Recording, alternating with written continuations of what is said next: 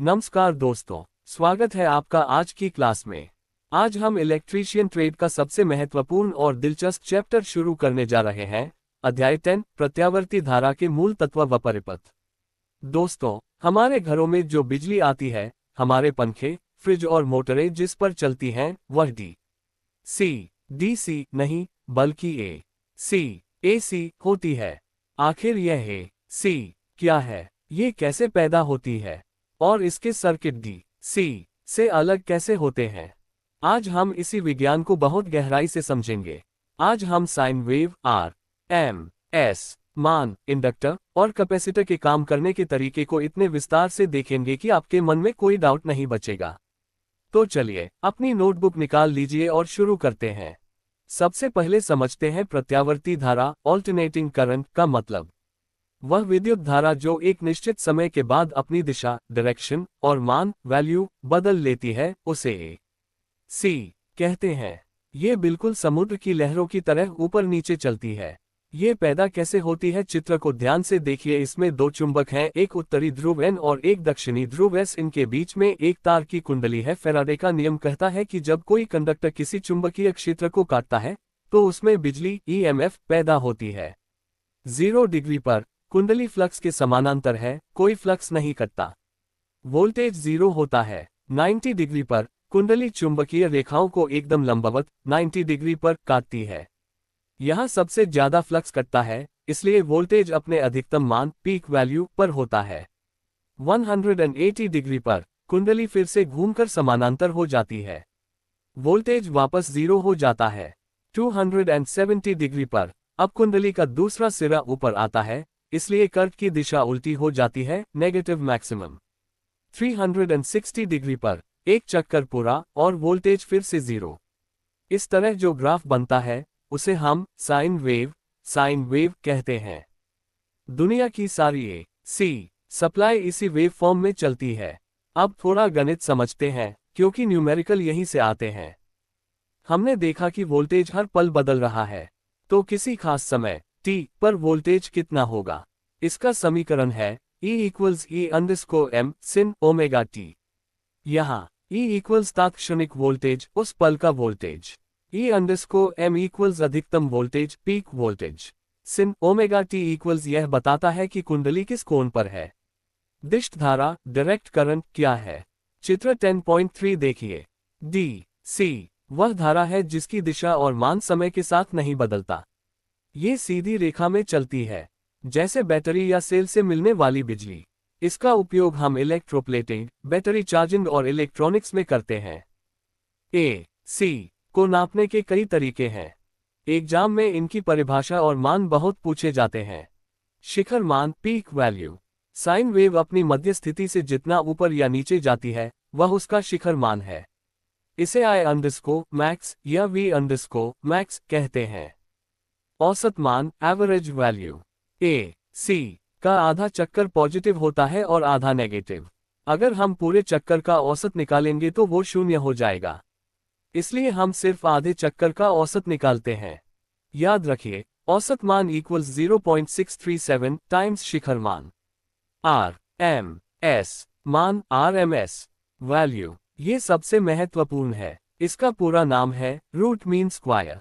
हमारे घरों में जो 230 वोल्ट आता है, या हमारा मीटर जो रीडिंग दिखाता है, वह RMS मान ही होता है। परिभाषा, AC का वह मान जो किसी तार में उतनी ही गर्मी, हीट पैदा करे जितनी DC करती है। सूत्र रट लीजिए, RMS मान इक्वल्स 0.707 टाइम्स शिखर मान। फॉर्म फैक्टर, यह RMS मान और औसत मान का अनुपात है। 707 over 0.637 equals 1.11। साइन वेव के लिए यह हमेशा 1.11 होता है। ट्रांसफॉर्मर की इक्वेशन में इसी का यूज होता है। अभी तक हमने एक फेज की बात की, लेकिन इंडस्ट्रियल मोटरें 3 फेज पर चलती हैं। पॉली फेज क्या है? जब हम जनरेटर में एक की जगह 3 अलग अलग कुंडलियां, कॉइल्स 120 डिग्री के अंतर पर रख देते हैं, तो हमें 3 अलग अलग वोल्टेज मिलती हैं। इसे 3 फेज सिस्टम कहते हैं। इसमें 3 साइन वेव एक साथ चल रही हैं, लेकिन वे एक दूसरे से आगे पीछे हैं। तकनीकी भाषा में कहें तो इनके बीच 120 डिग्री का कला विस्थापन फेज शिफ्ट होता है। इसके कनेक्शन दो तरह के होते हैं, स्टार स्टार और डेल्टा डेल्टा, जिनके बारे में हम आगे विस्तार से पढ़ेंगे। बस इतना याद रखें कि स्टार में न्यूट्रल मिलता है और डेल्टा में नहीं। अब हम सी परिपथ के दो बड़े दुश्मनों से मिलेंगे, इंडक्टर और कैपेसिटर। सबसे पहले इंडक्टर या चोक। जब हम किसी तार को स्प्रिंग की तरह लपेट देते हैं तो वह इंडक्टर बन जाता है। इसका गुण क्या है? ये धारा करंट में होने वाले बदलाव का विरोध करता है। अगर करंट बढ़ना चाहेगा तो यह उसे रोकेगा, अगर घटना चाहेगा तो उसे बढ़ाएगा। इस गुण को प्रेरकत्व इंडक्टेंस कहते हैं और इसे L से लिखते हैं। इसकी इकाई हेनरी है। प्रेरणिक प्रतिघात इंडक्टिव रिएक्टेंस XL। जैसे रेजिस्टेंस करंट को रोकता है वैसे ही इंडक्टर सी करंट को रोकता है। इस रुकावट को XL कहते हैं। सूत्र XL equals to pi FL। ध्यान दीजिए, सूत्र में F फ्रीक्वेंसी है, यानी अगर फ्रीक्वेंसी बढ़ेगी तो रुकावट XL भी बढ़ेगी। इसीलिए DC जहां F इक्वल्स 0 है में इंडक्टर कोई रुकावट नहीं डालता लेकिन AC को रोक देता है। इसी सिद्धांत पर ट्यूबलाइट की चोक काम करती है। अगर हमारे पास एक से ज्यादा चोक या कॉइल हो तो उन्हें कैसे जोड़ेंगे? अच्छी खबर यह है कि इंडक्टर के जुड़ने का नियम बिल्कुल रेजिस्टेंस जैसा है। श्रेणी क्रम सीरीज।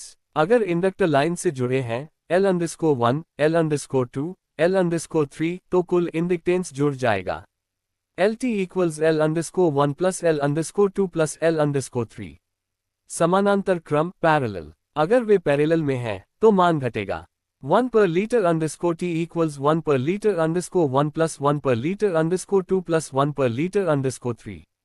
तो अगर आपको इंडक्टेंस बढ़ाना है तो श्रेणी में जोड़ें, अगर घटाना है तो समानांतर में। अब दूसरे डिवाइस पर आते हैं, कैपेसिटर। इसे कंडेंसर भी कहते हैं। बनावट। इसमें धातु की दो प्लेटें होती हैं जो एक दूसरे से थोड़ी दूरी पर होती हैं। इनके बीच में एक कुचालक इंसुलेटर भरा होता है जिसे डाइलेक्ट्रिक कहते हैं। काम क्या है? यह अपने अंदर बिजली आवेश को स्टोर करता है। जैसे पानी की टंकी पानी जमा करती है वैसे ही कैपेसिटर चार्ज Q जमा करता है। इसकी क्षमता को धारिता कैपेसिटेंस कहते हैं। इकाई फैराड है। सूत्र C इक्वल्स QV, यानी वोल्टेज देने पर वह कितना चार्ज स्टोर कर सकता है। धारिता किन बातों पर निर्भर करती है? पेज 1.166। प्लेटों का क्षेत्रफल, बड़ी प्लेट इक्वल्स ज्यादा कैपेसिटी। प्लेटों के बीच की दूरी, कम दूरी इक्वल्स ज्यादा कैपेसिटी। डाइलेक्ट्रिक पदार्थ, हवा की जगह अगर हम माइका या सिरेमिक भर दें तो कैपेसिटी बढ़ जाती है। बाजार में जरूरत के हिसाब से कई तरह के कैपेसिटर मिलते हैं। वायु संधारित्र एयर कैपेसिटर, इसमें प्लेटों के बीच हवा होती है। आपने पुराने रेडियो में स्टेशन ट्यून करने वाला घूमने वाला बटन देखा है, वह यही होता है। इसे गेन कैपेसिटर भी कहते हैं। कागज संधारित्र पेपर कैपेसिटर, इसमें मोम लगा कागज भरा होता है, ये सस्ता होता है। अभ्रक माइका संधारित्र, ये हाई वोल्टेज और हाई फ्रीक्वेंसी के लिए बहुत अच्छा होता है। सिरेमिक संधारित्र, ये बहुत छोटा होता है जैसे मसूर की दाल, यह इलेक्ट्रॉनिक्स में यूज होता है। इलेक्ट्रोलाइटिक संधारित्र, ये सबसे खास है। इसमें पॉजिटिव और नेगेटिव टर्मिनल फिक्स होते हैं, पोलैरिटी होती है। इसका आकार छोटा होता है लेकिन कैपेसिटी बहुत ज्यादा होती है। ये DC फिल्टर सर्किट और मोटरों में यूज होता है। कैपेसिटर जोड़ने का नियम रेजिस्टेंस और इंडक्टर से बिल्कुल उल्टा है। ये बात गांठ बांध लीजिए। समानांतर क्रम पैरेलल, अगर आपको ज्यादा कैपेसिटी चाहिए तो कैपेसिटर को पैरेलल में जोड़ें। यहां मान सीधे जुड़ते हैं। C_T equals C_1 plus C_2 plus C_3। Resistance में ये सीरीज का फॉर्मूला था लेकिन यहां पैरेलल का है। श्रेणी क्रम सीरीज, अगर आपको वोल्टेज रेटिंग बढ़ानी है और कैपेसिटी कम करनी है तो सीरीज में जोड़ें। 1 C_T equals 1 C_1 plus 1 C_2। यहां कुल मान सबसे छोटे कैपेसिटर से भी कम हो जाता है। आखिर में एक प्रैक्टिकल टिप, आप कैसे पता करेंगे कि कैपेसिटर सही है या खराब? इसके लिए एक ओम मीटर या मल्टीमीटर लीजिए। कैपेसिटर के दोनों सिरों पर मीटर की प्रोब लगाइए। सही कैपेसिटर सुई पहले तेजी से 0 ओ की तरफ जाएगी, चार्ज होगी और फिर धीरे धीरे वापस अनंत इन्फिनिटी की तरफ आएगी। इसका मतलब कैपेसिटर ठीक है। शॉर्ट अगर सुई 0 पर ही रुकी रहे तो कैपेसिटर अंदर से शॉर्ट हो गया है। ओपन अगर सुई बिल्कुल ही न हिले, अनंत पर रहे तो कैपेसिटर ओपन है, तार टूट गया है। लीकेज अगर सुई वापस आते समय अनंत तक न पहुंचे और बीच में कहीं रुक जाए तो मतलब कैपेसिटर लीक है, वह चार्ज होल्ड नहीं कर पा रहा। ऊर्जा संचय कैपेसिटर में जो ऊर्जा जमा होती है उसका सूत्र है E = 1/2 CV² जूल। यह इलेक्ट्रोस्टैटिक फील्ड के रूप में जमा होती है। अब हम यह देखेंगे कि जब AC सप्लाई को अलग अलग चीजों से जोड़ा जाता है तो वह कैसा व्यवहार करती है। सबसे पहले है शुद्ध प्रतिरोधी परिपथ। इसका मतलब है एक ऐसा सर्किट जिसमें सिर्फ रेजिस्टेंस जैसे हीटर या बल्ब लगा हो, कोई कॉइल या कैपेसिटर न हो। सिद्धांत जब हम AC वोल्टेज देते हैं तो रेजिस्टेंस करंट को रोकता तो है लेकिन उसे आगे पीछे नहीं करता। इसलिए वोल्टेज और करंट दोनों साथ साथ चलते हैं। तकनीकी भाषा में कहें तो वोल्टेज और धारा इन फेज होते हैं। इनके बीच का फेज कोण फेज एंगल 0 होता है। पावर चूंकि वोल्टेज और करंट साथ हैं इसलिए पूरी ताकत काम में आती है। पावर फैक्टर cos थीटा का मान इकाई 1 होता है। सूत्र P = V/I सीधा गुना। अब मान लीजिए हमने सर्किट में सिर्फ एक कॉइल इंडक्टर लगा दी जिसका रेजिस्टेंस 0 है, जो असल में मुमकिन नहीं पर हम मान लेते हैं। इसे शुद्ध प्रेरणिक परिपथ कहते हैं। क्या होता है जैसे ही आप वोल्टेज देते हैं कॉइल में बैक EMF बैक EMF बनता है जो करंट को बहने से रोकता है। नतीजा ये होता है कि वोल्टेज तो आगे निकल जाता है लेकिन करंट पीछे रह जाता है। याद रखिए शुद्ध इंडक्टिव सर्किट में धारा वोल्टेज से 90 डिग्री पीछे लैग रह जाती है। इंडक्टिव रिएक्टेंस XL यहां करंट को ओहम वाला रेजिस्टेंस नहीं बल्कि XL रोकता है। सूत्र I = V/XL। पावर चूंकि करंट और वोल्टेज में 90 डिग्री का फर्क है इसलिए इस सर्किट में खर्च होने वाली शक्ति 0 वॉट होती है। इसे वॉटहीन धारा कहते हैं। तीसरा केस है सिर्फ कैपेसिटर लगा हो। इसे शुद्ध धारिता परिपथ कहते हैं। यह इंडक्टर का बिल्कुल उल्टा है। कैपेसिटर में पहले प्लेटें चार्ज होती हैं, करंट बहता है और वोल्टेज बाद में बनता है। इसलिए यहां धारा वोल्टेज से 90 डिग्री आगे लीड चलती है। कैपेसिटिव रिएक्टेंस XC यहां रुकावट को XC कहते हैं। सूत्र XC = फ्रैक 1/2πfc। ध्यान दीजिए यहां फ्रीक्वेंसी F नीचे है। अगर फ्रीक्वेंसी बढ़ेगी तो रुकावट XC कम हो जाएगी। इसीलिए कैपेसिटर हाई फ्रीक्वेंसी को पास कर देता है। यहां भी पावर फैक्टर 0 होता है और पावर लॉस 0 होता है। असल जिंदगी में कोई भी सर्किट शुद्ध नहीं होता। ट्यूबलाइट की चौक या पंखे की मोटर में रेजिस्टेंस तार का और इंडक्टेंस कॉइल का दोनों होते हैं। इसे RL सीरीज सर्किट कहते हैं। इंपीडेंस Z यहां करंट को रोकने वाले दो लोग हैं, रेजिस्टेंस R और इंडक्टिव रिएक्टेंस XL। इन दोनों के कुल जोड़ को हम इंपीडेंस Z कहते हैं। लेकिन इन्हें हम सीधा नहीं जोड़ सकते, R + XL गलत है। हमें वेक्टर योग करना पड़ता है। सूत्र Z = SQRT R² + X_L²। Phase कोण यहां करंट न तो साथ चलता है न पूरा 90 डिग्री पीछे रहता है। वह 0 से 90 डिग्री के बीच किसी कोण थीटा पर पीछे लैग रहता है। जितना ज्यादा इंडक्टेंस होगा करंट उतना ज्यादा पीछे होगा। अगर हम रेजिस्टेंस के साथ सीरीज में कैपेसिटर जोड़ दें तो क्या होगा। रेजिस्टेंस चाहेगा कि करंट साथ चले, कैपेसिटर चाहेगा कि करंट 90 डिग्री आगे चले। समझौता बीच में होगा। करंट वोल्टेज से कुछ डिग्री आगे लीड चलेगा। इंपीडेंस Z यहां भी कुल रुकावट निकालने का वही तरीका है, बस XL की जगह XC आ जाएगा।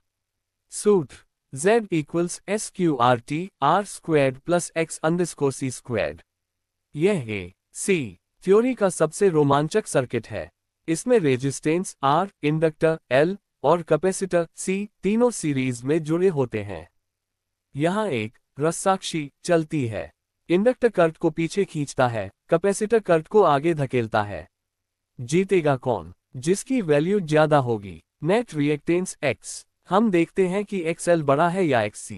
इनका अंतर XL सिम XC ही सर्किट का असली रिएक्टेंस होता है। कुल इंपीडेंस का सूत्र Z equals SQRT R squared plus X_L XC squared. अगर XL ज्यादा है तो सर्किट इंडक्टिव की तरह काम करेगा, करंट पीछे।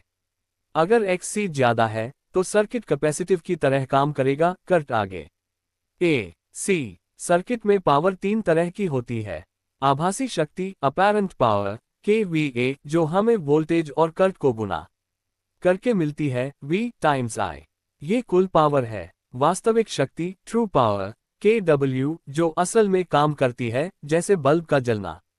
सूत्र V cos थीटा।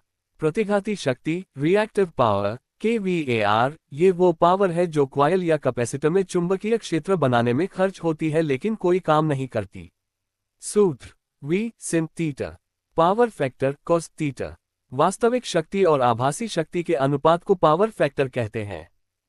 सूत्र PF equals frac text true power text apparent power equals frac RZ। ये हमेशा 1 से कम होता है।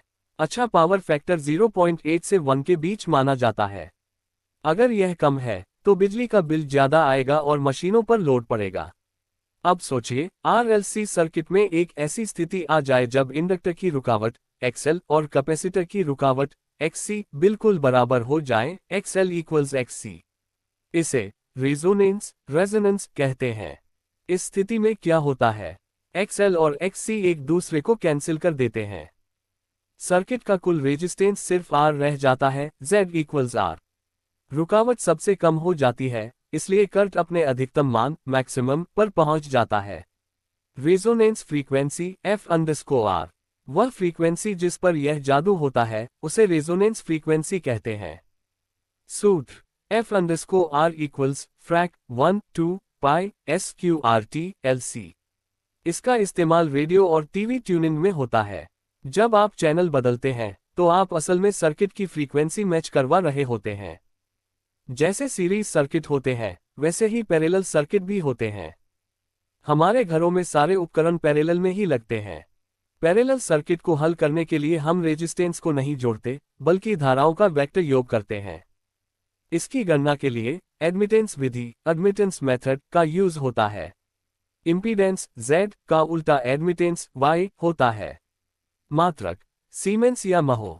रेजिस्टेंस R का उल्टा कंडक्टेंस G होता है।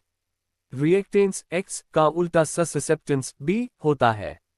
सूत्र Y equals SQRT G squared plus B squared. Parallel resonance में करंट न्यूनतम मिनिमम हो जाता है, जिसे रिजेक्टर सर्किट भी कहते हैं। पॉलीफेज का मतलब क्या है?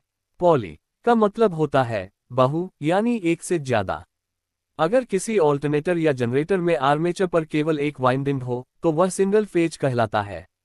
लेकिन अगर हम आर्मेचर पर एक से ज्यादा, जैसे 2, 3 या 6 वाइंडिंग लपेट दें तो उसे पॉलीफेज सिस्टम कहते हैं। 3 फेज की जरूरत क्यों पड़ी? ज्यादा पावर। समान आकार की सिंगल फेज मोटर के मुकाबले 3 फेज मोटर ज्यादा ताकत पावर देती है। एक समान टॉर्क। सिंगल फेज मोटरों में कंपन वाइब्रेशन होता है, जबकि 3 फेज मोटरों का टॉर्क बिल्कुल एक समान और स्मूथ होता है। साइज। 3 फेज मशीनें साइज में छोटी होती हैं पर काम बड़ा करती हैं। Self start. सिंगल फेज मोटरें खुद स्टार्ट नहीं होती, कैपेसिटर लगाना पड़ता है, लेकिन 3 फेज मोटरें सेल्फ स्टार्ट होती हैं क्योंकि उनमें घूमने वाला चुंबकीय क्षेत्र बनता है। अब देखते हैं कि यह बिजली बनती कैसे है। कल्पना कीजिए एक जनरेटर की। अगर हम उसमें 3 अलग अलग कॉइल R, Y, B को एक दूसरे से 120 डिग्री के कोणीय अंतर पर रख दे और फिर चुंबक को घुमाएं, तो क्या होगा? तीनों कॉइल में वोल्टेज पैदा होगा, लेकिन एक साथ नहीं। जब कॉइल R में वोल्टेज मैक्सिमम होगा तो कॉइल Y और B में वोल्टेज कम होगा। इन तीनों के वोल्टेज का शिखर मान एक दूसरे से 120 डिग्री पीछे चलता है। फेज अनुक्रम फेज सीक्वेंस। जिस क्रम में ये तीनों फेज अपना अधिकतम मान प्राप्त करते हैं, उसे फेज अनुक्रम कहते हैं।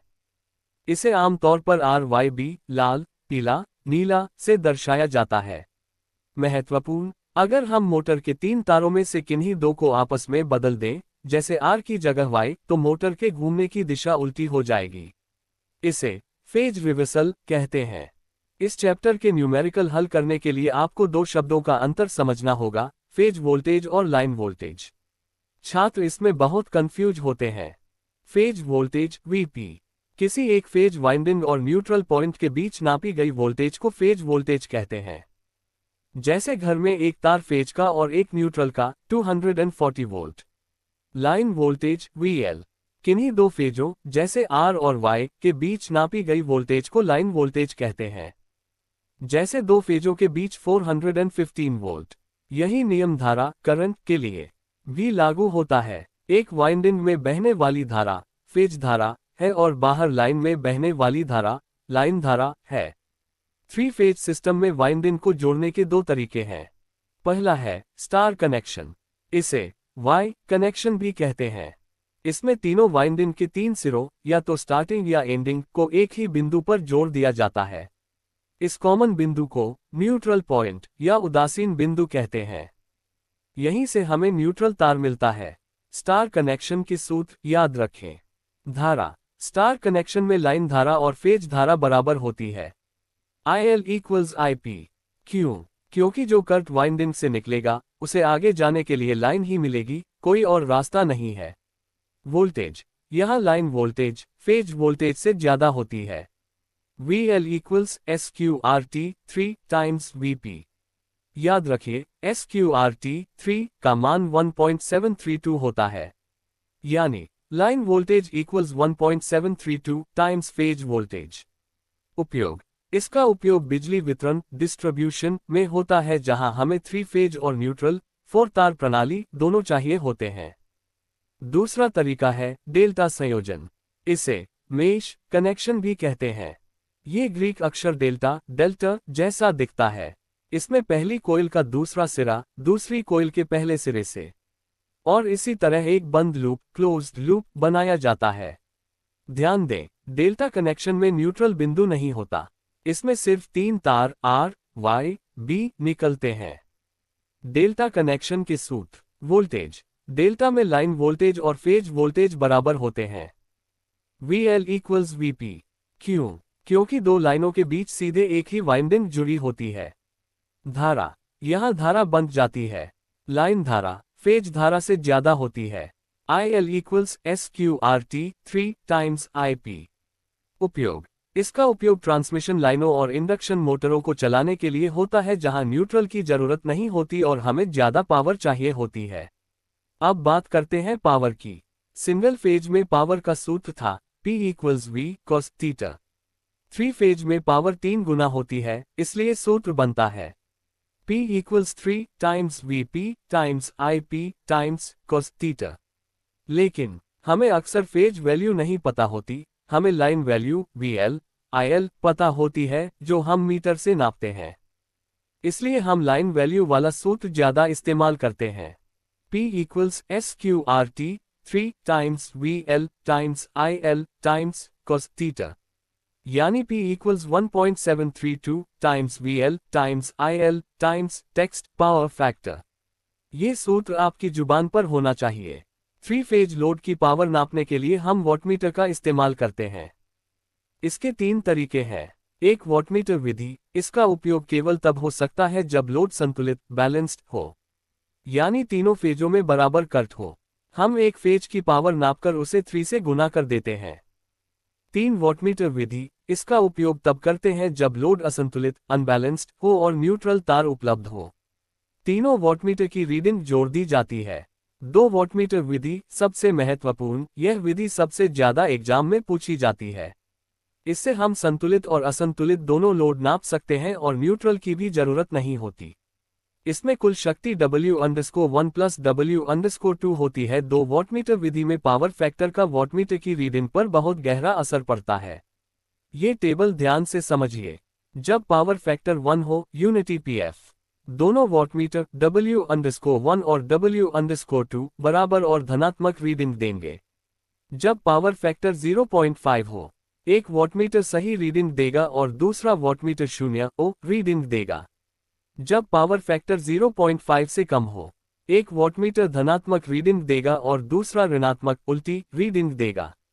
रीडिंग लेने के लिए हमें दूसरे वॉटमीटर की प्रेशर कॉइल के कनेक्शन पलटने पड़ेंगे और फिर उसकी रीडिंग को घटाना पड़ेगा W_1 W_2।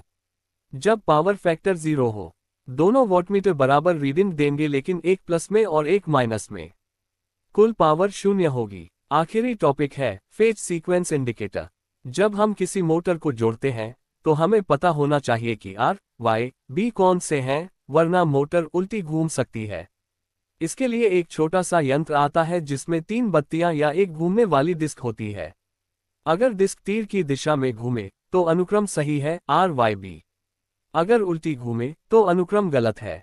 Numerical tip. Exam में अक्सर पूछा जाता है कि एक डेल्टा कनेक्टेड मोटर में फेज करंट 10 एम्पियर है तो लाइन करंट कितना होगा। सीधा सूत्र लगाइए, line current equals 1.732 times 10 equals 17.32 ampere. तो दोस्तों, ये था हमारा अध्याय 10 का पूरा विश्लेषण। हमने AC के पैदा होने से लेकर RLC सर्किट और रेजोनेंस तक सब कुछ गहराई से समझा। याद रखिए, XL और XC के सूत्र, इंपीडेंस Z का फॉर्मूला और पावर फैक्टर RZ, ये 3 चीजें अगर आपको याद हैं तो आप AC थ्योरी का कोई भी न्यूमेरिकल हल कर सकते हैं। इस चैप्टर के बाद अब आपको मशीनों, ट्रांसफार्मर, मोटर को समझने में बहुत आसानी होगी क्योंकि वे सब इन्हीं सिद्धांतों पर काम करती हैं। मैंने इस पूरी सीरीज की एक प्लेलिस्ट बना दी है। अगर पिछला कोई वीडियो छूट गया हो तो उसे जरूर देख लें। अगर वीडियो अच्छा लगा हो तो लाइक करें और अपने दोस्तों के साथ शेयर करें। चैनल सब्सक्राइब करना न भूलें। मिलते हैं अगले चैप्टर में।